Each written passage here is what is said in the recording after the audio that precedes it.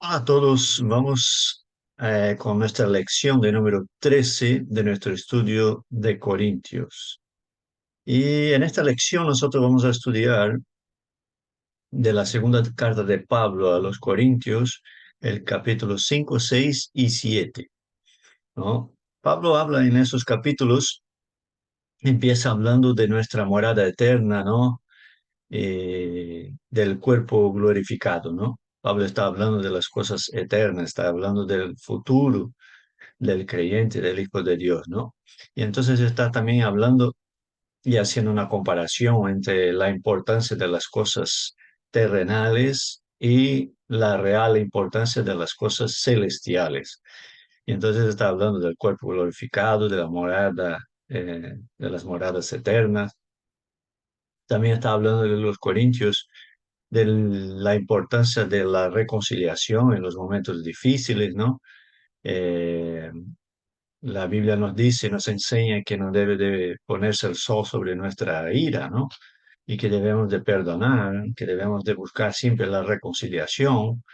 Y entonces él está hablando sobre eso a los corintios y está ministrando también a los corintios una vez más, como ya hemos visto en otras lecciones, sobre la importancia de tener buenas relaciones interpersonales, ¿no?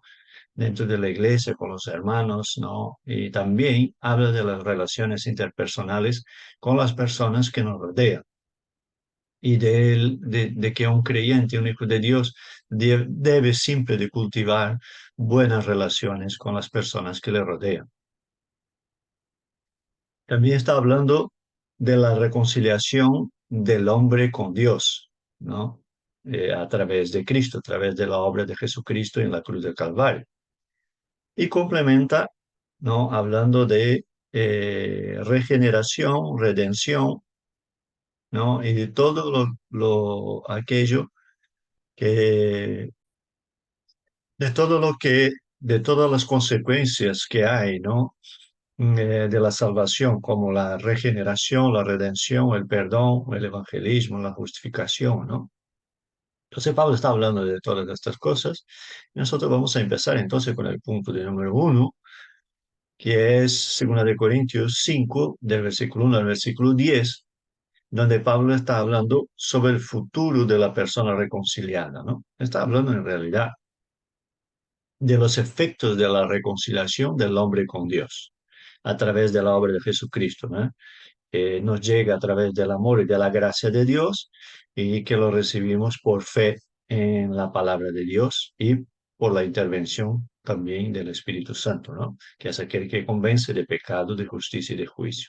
Entonces, la promesa para la persona reconciliada con Dios de un futuro de gloria y un nuevo cuerpo glorificado, ¿no? Entonces Pablo está hablando del cuerpo glorificado, del cuerpo después de la resurrección, ¿no? Es decir, el cuerpo que vamos a recibir, que es igual al cuerpo que recibió Jesús cuando resucitó el tercer día después de su muerte, ¿no? Y su victoria en la cruz. Al resucitar, él tenía un cuerpo glorificado, que nosotros hemos hablado algo de eso ya en otra lección. Entonces, Pablo está ahí hablando sobre eso, sobre el cuerpo glorificado, ¿no? Y la promesa del futuro de gloria. Es decir, la Biblia está llena de promesas de parte de Dios para el presente y para el futuro de sus hijos. Entonces, él está hablando y en cierto sentido está animando a los corintios que miren las cosas, miren hacia las cosas eternas, hacia las cosas celestiales, hacia las promesas de Dios y dejen de mirar tanto para las cosas terrenales, las cosas de este mundo y las glorias de este mundo, ¿no? Entonces eh, está ministrando a los corintios y los está haciendo cambiar el enfoque de su visión, ¿no? De las cosas terrenales a las cosas celestiales, ¿no? Y de la importancia de unas y de otras, ¿no? Entonces, él habla también de la promesa maravillosa de estar en la presencia del Señor, ¿no? Yo pienso que, no, es mi pensamiento, ¿no? Mi esperanza y mi ilusión cuando leo la palabra de Dios y entiendo las promesas del Señor, de que lo más glorioso que vamos a tener en el cielo no son las calles de oro, ¿no? Sí, y todo lo que describe la Biblia que va a ser el cielo, sino que es la misma presencia de Dios. Es decir, estar en la presencia del Señor va a ser nuestra eterna alegría, ¿no? Y nuestra eterna recompensa, ¿no? Estar en la presencia de nuestro Redentor, ¿no? Este encuentro con el Señor, ¿no? Físicamente, ya con el cuerpo glorificado, encontrándonos con Jesús en su cuerpo glorificado, ¿no? Y yo me imagino, ¿no? Que será un momento muy especial de poder abrazar a nuestro Salvador, ¿no? De una manera física. Y ahí ya en el cuerpo glorificado, nosotros ya hemos sido transformados, ¿no? Ya hemos sido cambiados ya. Y ya nuestra perspectiva de toda la existencia ya es diferente porque ya es según la naturaleza de Dios, ¿no? Entonces, Pablo está hablando de eso, ¿no? Del futuro, está hablando de la perspectiva del futuro, ¿no? Y él ahí usa una expresión, ¿no? En uno de los versículos que nosotros dice, nosotros no andamos por vista, nosotros andamos por fe. Pero la vida del creyente está basada en la fe. Sin la fe no existe creencia ni vida de creyente. Entonces es la fe lo que nos lleva, ¿no? A caminar con Dios cada día, ¿no? Y a tener la esperanza viva de la redención de la vida eterna. Entonces, el futuro de la persona reconciliada con Dios es un futuro de fe, que lo recibimos por fe, ¿no? Y él también está hablando ahí de comparecer ante el tribunal de Cristo, ¿no? Y aquí hay que entender muy bien que el tribunal de Cristo no es para juzgar a los creyentes entre su destino final, del cielo o el infierno, no. Aquí los creyentes, ¿no? Los que han recibido a Jesucristo como su Señor y Salvador, comparecen ante el tribunal de Cristo para que sus obras sean juzgadas para recibir galardón. Entonces, ahí, en esta reunión, en este tribunal, es un tribunal de recompensa, podemos decir de alguna manera, donde el Señor recompensa a sus siervos, ¿no? Por sus obras en sus vidas, ¿no? En todo lo que hicieron en su vida para el Señor y en el Señor, ¿no? Entonces, para eso es el tribunal de Cristo, ¿no? No es un tribunal de juicio ni de condenación, sino es un tribunal donde el Señor va a repartir los galardones entre sus hijos, ¿no? Entonces, eso es lo que Pablo está hablando, ¿no? Al principio del capítulo número 5 del futuro de la persona reconciliada, es decir, está hablando del futuro del Hijo de Dios, ¿no? Y está ministrando a los corintios sobre el futuro. Y también lo está haciendo y tenemos que entenderlo, que por supuesto está ministrando sobre las cosas espirituales y celestiales, pero a la vez está indicando una vez más a los corintios que no pueden seguir en la dinámica que están, ¿no? No pueden seguir en el comportamiento que están ahora mismo, que tienen que cambiarlo.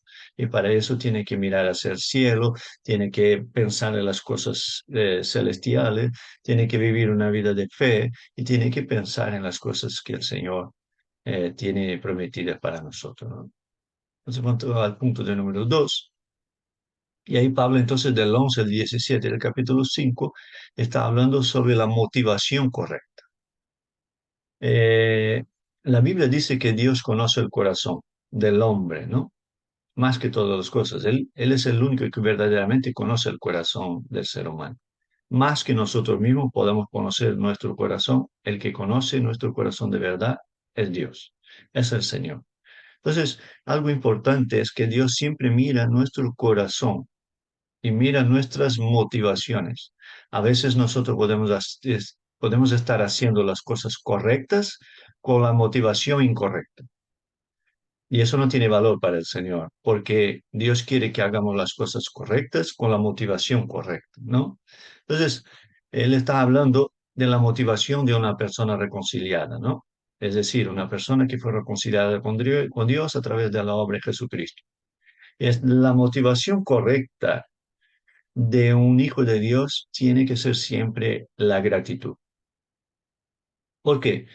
Porque nosotros somos salvos por gracia, ¿no? y hacemos buenas obras porque somos salvos.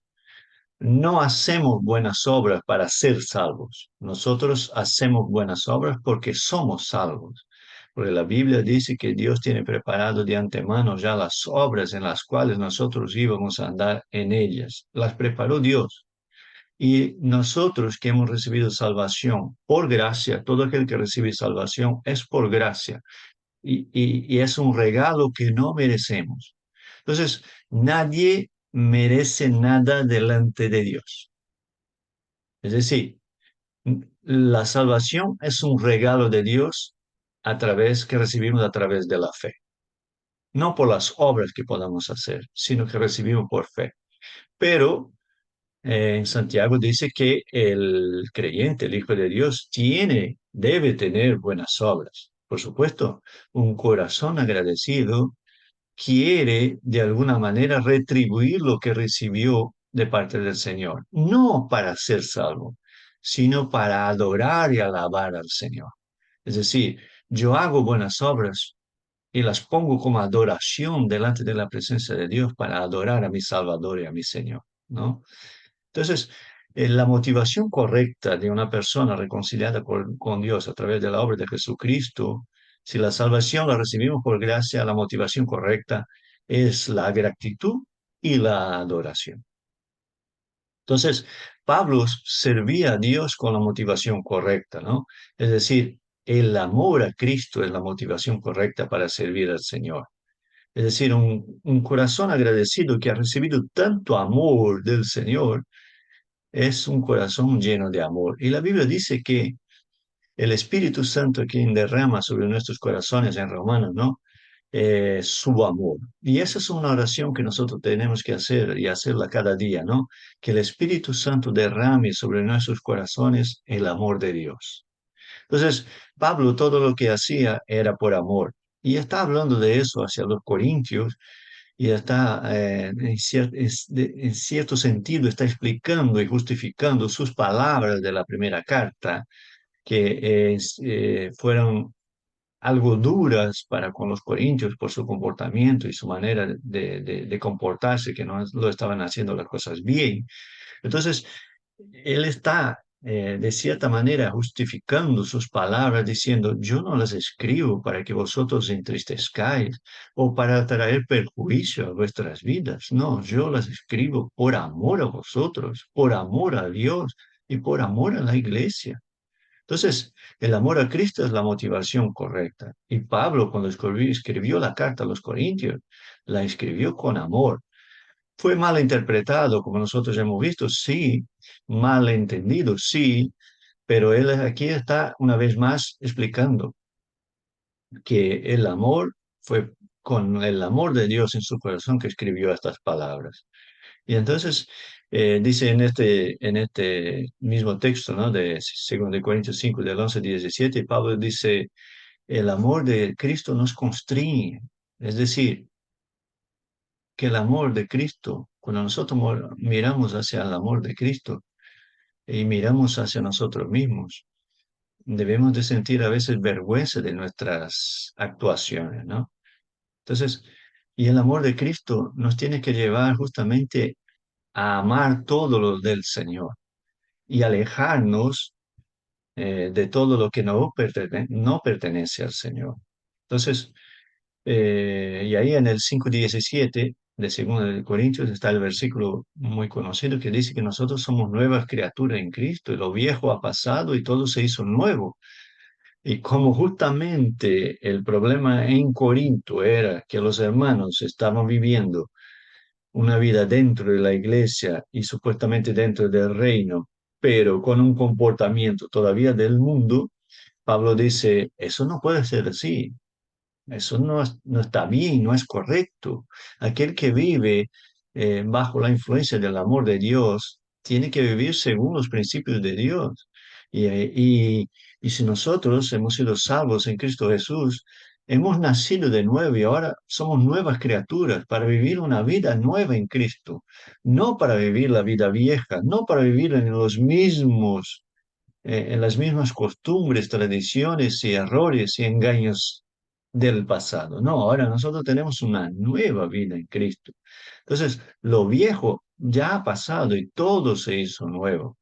Entonces, Pablo está diciendo eso a los corintios, hablando del nuevo nacimiento, ¿no? Y hablando del amor del Señor, justamente para corregir, ¿no? Los errores y llevarlos a la reconciliación, ¿no? El punto de número 3, que ya es 2 Corintios 5, del 18 al 21, entonces ahí ya habla de la base de la reconciliación, ¿no? Y aquí vemos claramente algo que ocurre dentro de las cartas a los Corintios, ¿no? Que eh, Pablo tiene que volver a los fundamentos de la predicación del Evangelio, a la base, ¿no? Tiene que volver a los principios, ¿no? Los valores fundamentales de la salvación en Cristo Jesús y los valores fundamentales predicados en el Evangelio. Tiene que volver ahí, volver a explicarlos, volver a ministrar a los corintios con esas situaciones, porque se estaban equivocando en cosas básicas, en cosas fundamentales, ¿no? Entonces, él ahora habla de la base de la reconciliación, ¿no? Por causa del pecado, el hombre está separado de Dios y necesita reconciliación. Por eso el hombre no puede vivir en pecado, no puede vivir en la práctica del pecado. El hombre reconciliado con Dios no puede vivir en la práctica del pecado. Y aquí ellos habían rechazado a Pablo, habían acusado falsamente a Pablo, le habían ofendido, le habían dicho un montón de cosas, le habían hecho sentirse mal, fatal, con todo lo que habían dicho por causa de la primera carta, por la corrección que Pablo traía hacia ellos con amor, con el amor de Dios. Entonces, no podían seguir viviendo en esta conducta, en esta manera de conducir las cosas. Y Pablo está diciendo, no podéis seguir así. Entonces, la base de la reconciliación eh, es el hecho de que Cristo nos reconcilió con Dios haciendo algo que nosotros no podríamos hacer. Nosotros solo tenemos que creer. Entonces, nosotros tenemos que alejarnos del pecado y del comportamiento del pecado. Y lo que estaban haciendo los corintios es errando, equivocándose, cometiendo pecado y rechazando la corrección. Entonces, doble pecado. Y por eso Pablo está hablando de la reconciliación, es decir, de la reconciliación del hombre con Dios a través de Cristo y de su reconciliación con el apóstol, con Pablo, con el predicador, con el fundador de la iglesia, ¿no? Y los lleva una vez más a mirar a las cosas celestiales. Dice, el pecado nos había condenado a la muerte eterna y a vivir lejos de Dios, pero la victoria de Cristo en la cruz nos acercó al Padre, ¿no? Es algo que todos nosotros, al recibir el Evangelio, en las primeras cosas que entendemos y que recibimos, es el hecho de que la Biblia dice que nosotros estábamos lejos de Dios en nuestra vida de pecado y entonces, y condenados a una muerte eterna. Todo aquel que no se reconcilia con Dios a través de la obra de Jesucristo tiene un destino final y eterno muy peligroso, que es la muerte eterna. Y entonces, por eso nosotros tenemos que predicar el Evangelio y hacer y compartir con los que nos rodean la oportunidad de salvación y reconciliación con Dios a través de la obra de Jesucristo. Entonces, eso es muy importante y tenemos que hacerlo. Y la victoria de Jesús en la cruz, en su muerte, en su resurrección, nos vuelve a reconciliar con Dios y nos vuelve a acercar a Dios y nos hace hijos de Dios, ¿no? Es una obra maravillosa la de Jesucristo, ¿no? Que nuestro Señor, nuestro Salvador, nuestro Redentor, nos haga partícipe de la vida venidera, ¿no? De la vida eterna, a través de su obra y su victoria en la cruz. Y por medio de Cristo somos justificados, es decir, y la deuda del pecado queda pagada. Algo que a veces el ser humano no natural no puede entender es el hecho de que sus pecados sean pagados o sean quitados por otro, que es la justificación, ¿no? Jesucristo nos justifica, ¿no? Él paga el precio del pecado. No hay nada que el ser humano pueda hacer aparte de creer en la obra de Jesucristo que lo pueda reconciliar con Dios. Nada, absolutamente nada. Una comparación interesante que lo he leído hace un tiempo, que nosotros intentemos reconciliarnos con Dios sin la obra de Jesucristo es como si intentáramos construir una torre que nos llevara a la luna. Todos sabemos que eso físicamente es imposible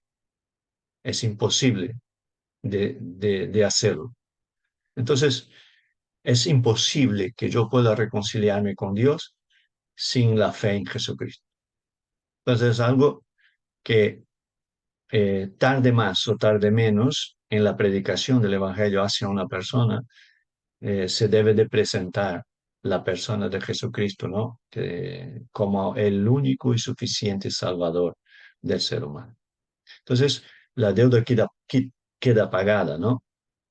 La, la, la factura que era en contra de nosotros, como dicen Colosenses, está pagada, lo pagó Jesús. Nosotros solo tenemos que recibir, ¿no? Recibir el pago a través de la fe en Jesucristo. Entonces, esa es la base de la reconciliación, la obra de Jesucristo en la cruz del Calvario. Ahora ya entramos en el capítulo de número 6, ¿no? Y vemos el versículo del 1 al 10. Y ahí Pablo está hablando de la parte práctica de la reconciliación, ¿no? Y una de las partes, ¿no? Del lado práctico de la reconciliación es la predicación de la propia reconciliación, es decir, la predicación del Evangelio, pero una predicación correcta, una predicación según el corazón de Dios, es lo que tiene que hacer. Entonces, ¿qué tiene que ocurrir en la vida de aquel que ha sido reconciliado con Dios en Cristo Jesús? Una de las consecuencias de la obra de Dios en nuestras vidas es la predicación. Es decir, si nosotros hemos sido salvos porque alguien nos predicó el Evangelio, entonces la consecuencia normal y natural es que nosotros demos fruto como hemos recibido fruto, ¿no? A través de la gracia en la predicación del Evangelio. Entonces, lo normal, lo que espera Dios de cada uno de sus hijos es que este hijo lleve el mismo evangelio que recibió por gracia lo lleve a otra persona.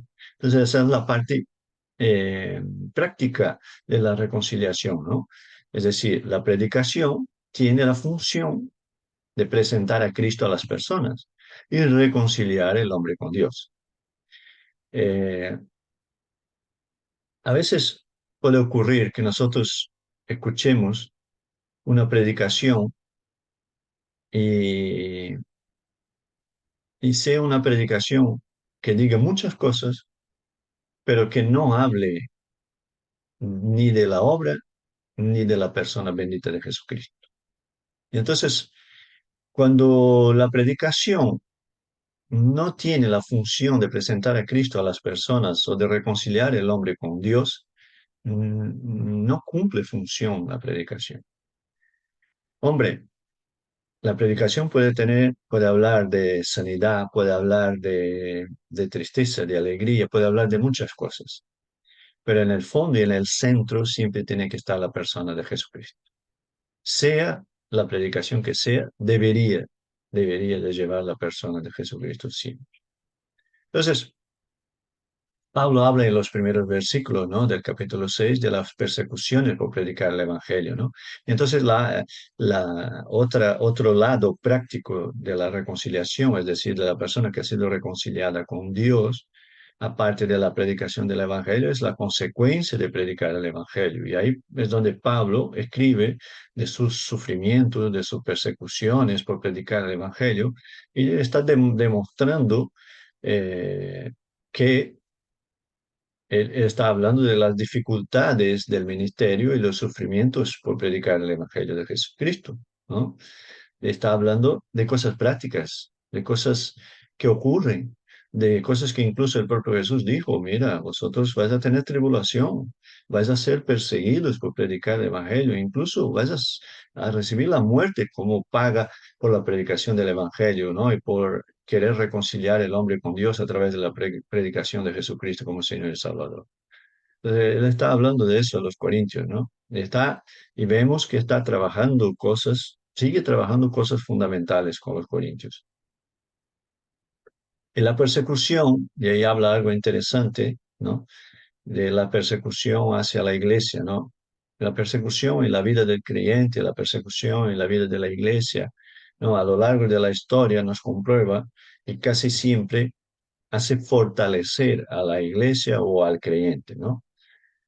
Si uno entiende que su vida está en las manos del Señor y que el control de su vida está en las manos de Dios y está viviendo una persecución, una dificultad, un problema, y se volca totalmente a buscar el rostro de Dios y a buscar su defensa en el Señor, entonces entiende que Dios es quien cuida de su vida y va a ser fortalecido en el proceso. Pero infelizmente, eh, algunos no entienden eso en el tiempo de persecución, en el tiempo de sufrimiento, de dificultad, y en el medio del proceso que Dios está ejecutando en sus vidas de transformación, de madurez, de crecimiento, por no buscar justamente el rostro del Señor en la persecución, en la dificultad, abandona el camino, infelizmente. Felizmente eso ocurre. No debería de ocurrir, pero infelizmente ocurre. Entonces, en todo proceso de dificultad, de sufrimiento, de dolor, de persecución que podamos vivir, tengamos presente que Dios nunca ha perdido el control. Él siempre tiene el control. Y Él está obrando, Él está trabajando. Y Él está trabajando en nuestras vidas para que seamos personas mejores, ¿no? Para que seamos hijos suyos mejores, ¿no? Entonces, nos está moldeando según su voluntad. Y eso es lo que tenemos que entender en los procesos, ¿no? Que podemos vivir en la prédica de la reconciliación y el vivir la reconciliación. Ahora Pablo, en el mismo capítulo 6, del versículo 11 hasta el capítulo 7:1, está hablando de la conducta de la persona reconciliada, ¿no? Y él está hablando ahí, habla de un corazón ensanchado, ¿no? Es decir, he abierto mi corazón a vosotros de par en par, ¿no? Ahí dice en otra traducción. Y Pablo está hablando a los corintios desde el corazón. Está hablando de la conducta correcta de los hijos de Dios. Y está hablando hacia los corintios desde el corazón. Está hablando del amor que tiene por ellos, del amor que tiene por la iglesia, de los sufrimientos que ha tenido por amor a la iglesia y por amor a los corintios. Entonces, él está hablando de que la conducta de una persona reconciliada con Dios es la de buscar la santidad cada día. Y él lo está diciendo a los corintios justamente porque se habían equivocado, porque habían rechazado la corrección y porque estaban doblemente equivocados, ¿no? Y no le estaban haciendo daño solamente a Pablo, sino que estaban haciendo daño a la iglesia y a ellos mismos. Entonces habla de la santidad, de la importancia de vivir en santidad y de no unirse en yugo desigual a los incrédulos. Dios ama al pecador, pero no ama al pecado. Es decir, nosotros tenemos que vivir y convivir con las personas que nos rodean, que no creen en Jesucristo, y a través de nuestro testimonio y nuestra predicación, llevarlos a los pies de Cristo. Pero nosotros no podemos participar en su conducta equivocada, en su conducta de pecado. Entonces, hay una línea ahí muy tenue, ¿no? Muy delgada, hasta donde nosotros podemos ir cuando nosotros compartimos con personas incrédulas. Es decir, nosotros predicamos, oramos por ellos, somos parte de ayuda, parte de amor, estamos cerca, todo eso.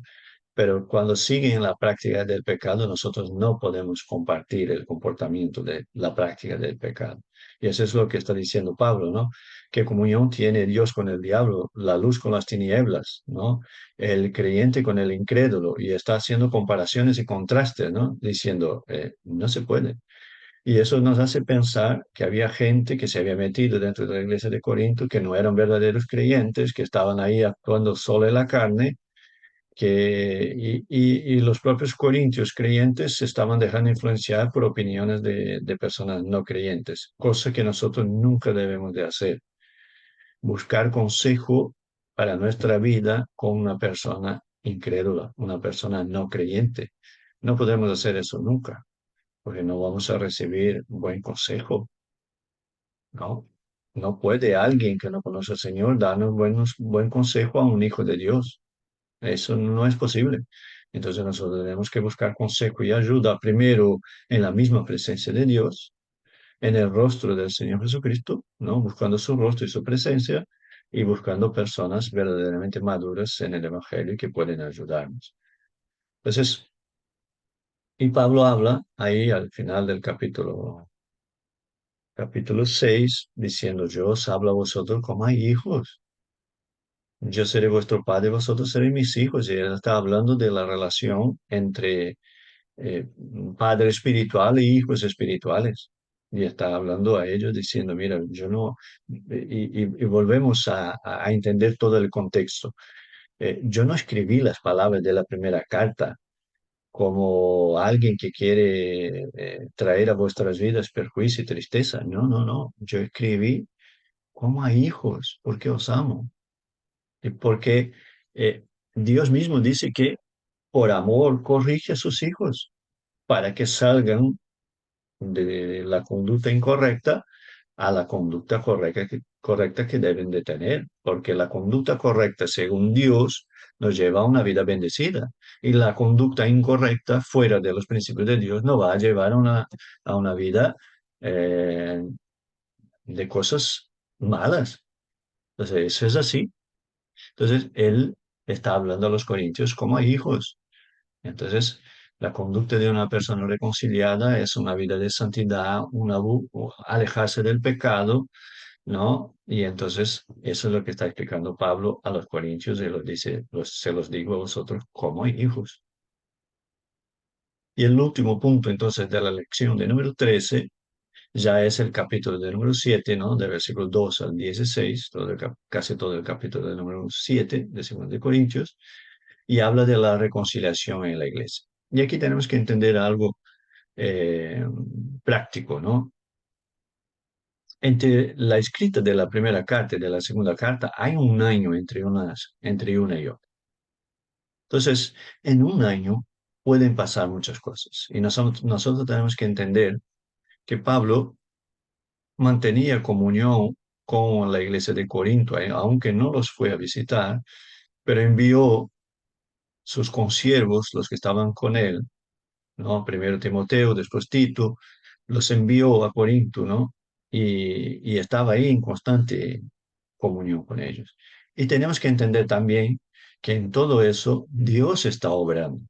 El Espíritu Santo está obrando en cada corazón, el Espíritu Santo está obrando en la iglesia, porque el mayor interesado en que la iglesia vaya bien es el propio Dios, porque Él es el Señor de la iglesia. Entonces, entre la primera y la segunda carta ocurren muchas cosas, ¿no? Y ahora, en el capítulo 7 vemos que él está en Macedonia, busca a Tito, en un primer momento no lo encuentra, pero después Tito llega a donde él está y entonces Tito le trae un informe de lo que estaba pasando en Corinto en este momento. Y el panorama ya había cambiado por el poder de Dios, ¿no? Tito informa a Pablo que ahora los corintios con profunda tristeza anhelaban recibir a Pablo. Entonces, y eso está en 2 Corintios 7, versículo 6, versículo 7. ¿Qué es lo que ocurrió?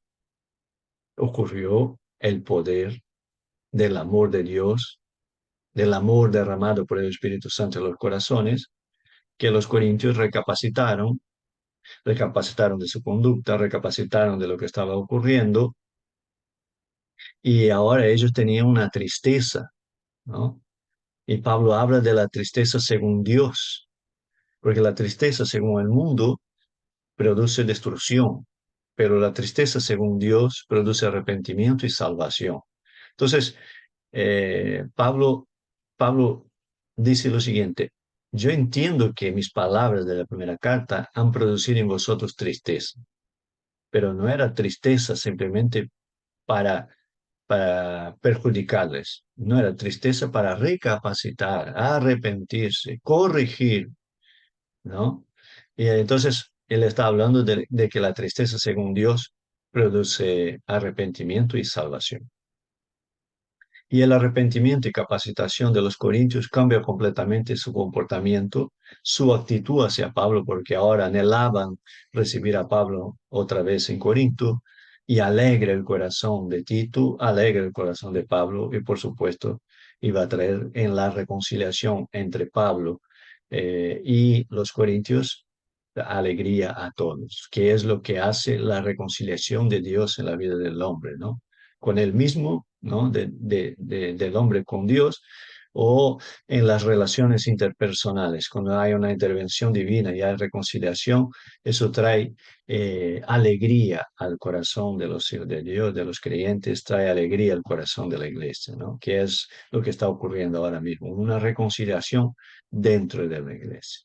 Y aquí terminamos entonces la lección de número 13, ¿no? De los capítulos 5 al 7 de Segunda de Corintios. Un abrazo a todos y que Dios los bendiga.